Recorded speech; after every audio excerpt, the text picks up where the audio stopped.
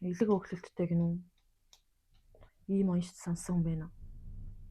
Дотор өөхлөлт гэж зүйлүүд маш их ярьдаг болсон шүү дээ. Жин нэмэх тохиолдолд дотор өөхлөлт ихсэж ингээд. Тэгвэл элэгний өөхлөлт гэж шинж онш сонссон хүн байвал халуун бүлээн лимонтой усыг өдөр тутамдаа ууж хэвшээрэй. Хүйтний улиралд тэгвэл лимоныг яагаад хэрэглэх хэрэгтэй вэ гэвэл дархлааг маш сайн дэмжиж өгдөг болохоор халдварт өвчнүүдээс урьдчилан сэргийлэх боломжтой.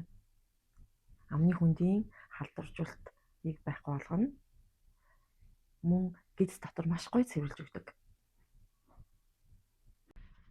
Лимоныг яаж хэрэглэх? Яагаад заавал хэрэглэх ёстой?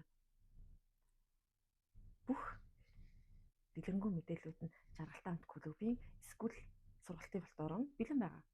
Тэгэхээр та манай клубын гишүүн болоод лимонтой найзлаарай.